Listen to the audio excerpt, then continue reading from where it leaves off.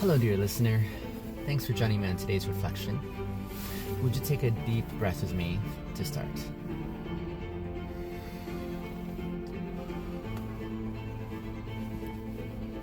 Do you feel your feet on the ground? Let your shoulders drop just a little bit. This reflection might stir some old memories.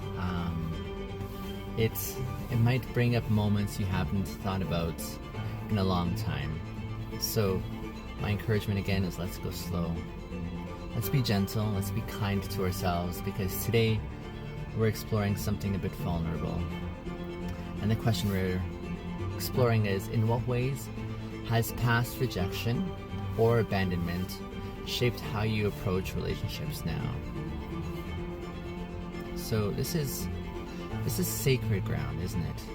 So wherever you are right now emotionally, whether numb or raw, maybe unsure, there's space for that here.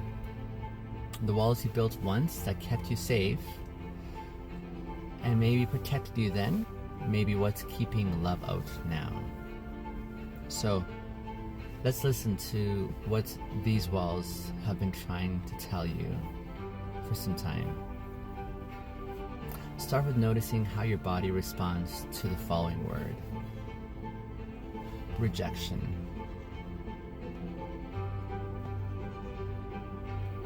What comes up in your chest or your jaw, your gut when you hear that word rejection? Now think about the word abandonment.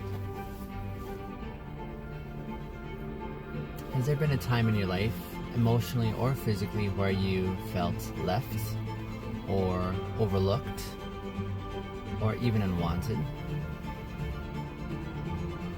Even small moments can leave a lasting message. And what messages did those experiences plant inside of you? Maybe things like, don't get too close, right? Or, if they really knew me, they'd leave. I know I struggle with that one. It's safer, you might say, to just keep it casual, right? Not go deep. Just notice what's here in those feelings. There's no judgment here. Let's begin with this core question that we're exploring. In what ways has past rejection or abandonment shaped how you now approach relationships? Do you find yourself hesitating to initiate closeness in your life? Are there people in your life who want to know you, but you can't fully trust their interest? What do you fear might happen if someone really saw you? Disappointment, perhaps? Disinterest? Do you think they'll disconnect? And how do you protect yourself from these risks? Perhaps it's staying vague, or maybe it's being the one who listens but never shares, right? Maybe it's pulling away before anyone can hurt you first. I'd say these are survival strategies, and they made sense at that time. Who were the people or the situations that first made you feel unchosen? Like you didn't matter, or like your presence was optional. It could have been a parent who was physically present but emotionally unavailable. It might have been a friend who slowly drifted and didn't seem to notice your ache. It could be a partner who left without explanation, or with too many maybe. How did you respond in those moments? Did you learn to disappear before you could be left? Did you become overly self-sufficient so no one had to show up for you?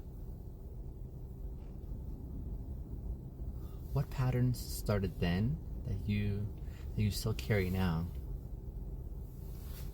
Look gently at your life today? Where did you notice yourself holding back? Do you ever preemptively brace for rejection just before it happens? Like, do you downplay your needs, minimizing your feelings perhaps, or you keep people at a safe emotional distance? Now ask, is there someone in your life right now who might feel safer than your fear is letting you believe?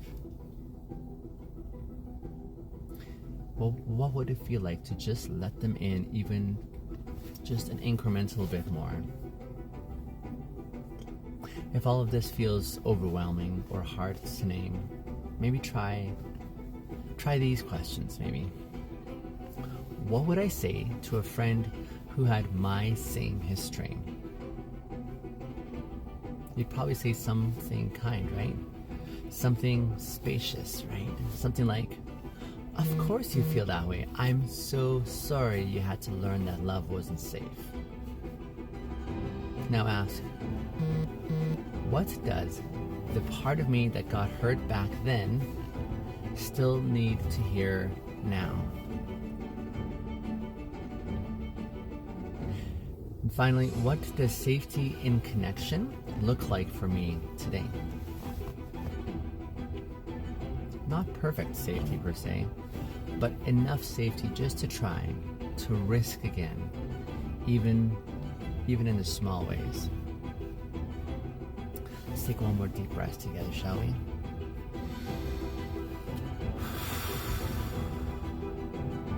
You've just done some really powerful inner work.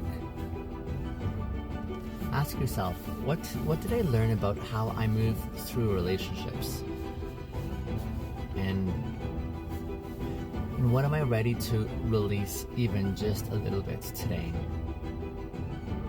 And what would it look like to risk connection this week in this a small, manageable way?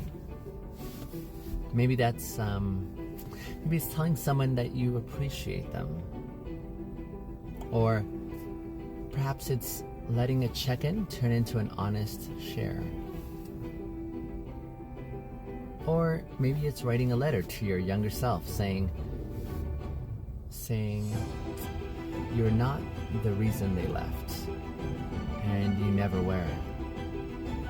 Because, dear listener, you're not defined by who left.